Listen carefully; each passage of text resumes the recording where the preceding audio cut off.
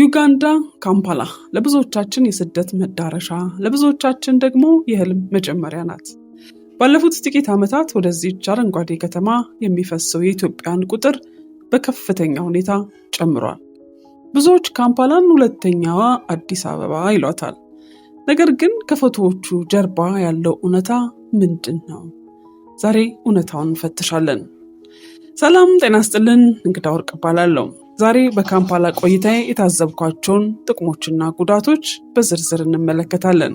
እስከ መጨረሻው አብራችሁን ቆዩ። በመጀመሪያ ካምፓላን ማራኪ የሚያደርጓት ነጥቦችን እንመልከት። ዋነኛው የባህል መመሳሰል ነው። ካባላጋላና ካሳንጋ የመሳሰሉ አካባቢዎች ስትራመዱ የሀገራችን ምግብና ሰው ለማግኘት አይቸግራችሁም። ስለዚህ አዲስ ወደ ካምፓላ ለመኖር የሚመጣ ሰው እንኳን በፍጹም ባይተዋርነት አይሰማውም። ሌላው በንግዱ ነፃነት ነው። ዩጋንዳውያን እንግዳ ተቀባይ በመሆናቸው በትንሽ ካፒታል ስራ ለመጀመር አንጻራዊ ምቾት አለ። ይህም ለብዙዎች ትልቅ ተስፋ ነው። አሁን ደግሞ ወደ ፈተናዎቹ እንለፍ። የቤት ኪራይ ነው። በኢትዮጵያን ሰፈሮች ወይም ኢትዮጵያን በብዛት የሚኖሩበት ሰፈር ላይ ምቹ ቤት ለመያዝ የሚጠይቀው ዋጋ ከሚታሰበው በላይ ሊሆን ይችላል። በርካሽ ዋጋ ቤት ሊገኝ ቢችልም ከከተማው ከሀበሻውም የራቀ ነው። ያ ደግሞ ከፍተኛ የደህንነት ስጋትና ጭንቀትን ይፈጥራል። የቤት ኪራይ ዋጋ አሁን ቀንሷል ይባላል እንጂ በተግባር የሚታየው ግን ውድነቱ ብቻ ነው። ስራ ተቀጥሮ ለመስራት ደግሞ ያለው እድል በመርፌ ቀዳዳ የመሹለክ ያህል ነው። እሱም ደግሞ ያለመተዋወቅ ኔትወርኪንግ በጣም አስቸጋሪ ነው። ስራ ተቀጥሮ የመስራቱ ችግር ያው ዜጎቹም የሚጋፈጡት ችግር ነው። ሌላው የልጆች ትምህርት ቤት ጉዳይ ነው። ለወላጆች ትልቁ ጭንቀት ትምህርት ነው። የዩጋንዳ ትምህርት ጥራት ያለው ቢሆንም የክፍያ ዋጋ ግን ቀላል አይደለም እና ለብዙዎች ከባድ ሸክም ነው። ቁጥራቸው ቀላል የማይባል ኢትዮጵያውያን ለልጆቻቸው ትምህርት ቤት የሚከፍሉት ገንዘብ በማጣታቸው ልጆቻቸውን እቤት ለማዋል ይገደዳሉ። በአጠቃላይ ካምፓላ ሰላም አላት፣ ነገር ግን ሰላሙን የሚገዛው ገንዘብ ነው። የኢንተርኔት ዋጋ መወደድና የትራፊክ መጨናነቅ የከተማዋ ሌላኛ ገጽታ ነው። ወደ ሌላው ወሳኝ ነጥብ ስንመጣ ደግሞ በካምፓላ ቆይታችሁ የግድ ሊታሰብበት የሚገባ ጉዳይ የጤና ሁኔታ ነው። ዩጋንዳ ሞቃታማ ሀገር እንደመሆኗ መጠን ለማላሪያ እና መሰል በሽታዎች የመጋለጥ እድሉ ከፍተኛ ነው። እዚህ ሀገር በጤና ተቋማት በኩል ያላቸው አማራጭ ሁለት ነው። የመንግስት ሆስፒታሎች ዋጋቸው ዝቅተኛ ቢሆንም ባለው መጨናነቅና እንግልት ምክንያት ብዙዎቻችን አንመርጣቸውም።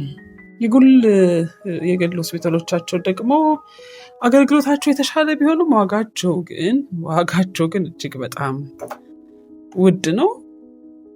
ለአንድ ቀላል ምርመራና ለጥቂት መድኃኒት ብቻ የሚጠየቀው ገንዘብ በኢትዮጵያ ብር ሲሰላ በጣም ያሳምማል።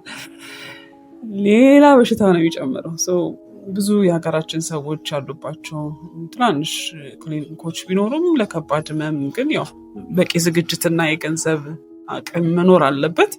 ስለዚህ ወደ ካምፓላ ስትመጡ እንደ ፓራሲታሞል እና የመሳሰሉት መድኃኒቶች ከሀገር ይዞ መምጣት እና ራስን ከወባ ትንኝ መጠበቅ የቅንጦት ሳይሆን የህልውና ጉዳይ ነው እና እዚህ ካምፓላ ውስጥ የጤና ጉዳይ ትልቅ ፈተና ነው።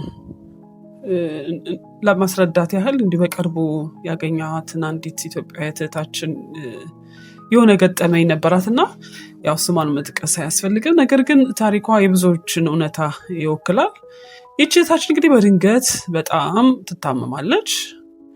እዚህ ሀገር ወባና ታይፎይድ የተለመዱ ናቸው። እሷም ከፍተኛ ትኩሳትና የሰውነት ህመም ነበር የያዛት። እንግዲህ የመንግስት ሆስፒታል የመሄድ ፍላጎት አልነበራትም። ያው በሰማችው እንግልት ምክንያት መጉላላት አለ ስለሚባል በአቅራቢያ ወደሚገኝ አንድ የግል ክሊኒክ ነው የሄደችው። ምርመራ ከተደረገላት በኋላ እንግዲህ ዶክተሩ ወዲያው አንቺ ሆስፒታል ገብተሽ መታከም አለብሽ አላት። ደም ምርመራውና የመጀመሪያ ህክምናው ብቻ ወደ 150,000 የዩጋንዳ ሽልንግ ነው። በኢትዮጵያ እንግዲህ ወደ 2,500 ብር አካባቢ ማለት ነው በግምት አስወጣት። ይህ ገና እንግዲህ ሆስፒታል ሳትገባ ነው። ሆስፒታል ገብታ ደግሞ ለ3 ቀናት ታከመች። ማላሪያና ታይፎይድ እንደሆነ ነው የነገሯት። ከ3 ቀናት በኋላ እንግዲህ ከሆስፒታል ስትወጣ የተጠየቀችው ሂሳብ ከ1 ሚሊዮን የዩጋንዳ ሽልንግ በግምት ከ17,000 የኢትዮጵያ ብር በላይ ነበር ማለት ነው። ይህ ገንዘብ በዛን ሰዓት ከሷ አቅም በላይ ስለነበረ የሰፈሯ ኢትዮጵያውያን ተባብረው ነው እንግዲህ የረዷት። ይህ ታሪክ የሚያሳየን እዚህ ካምፓላ ውስጥ ድንገተኛ ህመም ቢያጋጥም ለሕክምና የምንከፍለው ገንዘብ ቀላል እንዳልሆነ ነው። ያው ስለዚህ ሁሌም ለድንገተኛ አደጋ የሚሆን የገንዘብ ክምችት ሊኖረን ይገባል ማለት እወዳለሁ። አሁን ደግሞ እንግዲህ ስለ ካምፓላ ስናወራ የማናመልጠው ጉዳይ ስለ ቦዳ ቦዳ ወይም ሞተር ሳይክል ነው። ካምፓላ እንግዲህ በትራፊክ መጨናነቅ የምትታወቅ ከተማ እንደመሆኗ መጠን በቦዳ ቦዳ ብቸኛውና የፈጣኑ አማራጫቸው ነው። ያው ቶሎ ለመድረስ ምንም ጥያቄ የለውም። በጣም ፈጣን ናቸው።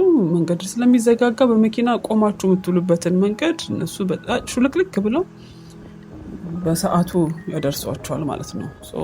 አብዛኛው ሰው የሚመርጠው ለዛ ነው። ከፍጥነት አንጻር ቦዳ ቦዳ ተመራጭ ነው። ሆኖም ግን አማራጩ ከባድ ዋጋ ሊያስከፍል ይችላል። በመጀመሪያው አደጋው ነው። በጣም ከፍተኛ ነው አደጋው። በየቀኑ በቦዳ ቦዳ የሚደርሱ አደጋዎች ቁጥር ቀላል አይደሉም። እኔ እንኳን እዚህ መኖር ከጀመርኩ 5 ጊዜ ያክል ከቦዳ ቦዳ ላይ መውደቅና የመገጨት አደጋ ደርሶብኛል። እንዳጋጣሚ ሆኖ ግን ከባድ ጉዳት አልገጠመኝም እንጂ ማለት ነው። ግን ብዙ አበሾች የሚዘገንን አደጋ ደርሶባቸው አይቼ አውቃለሁኝ።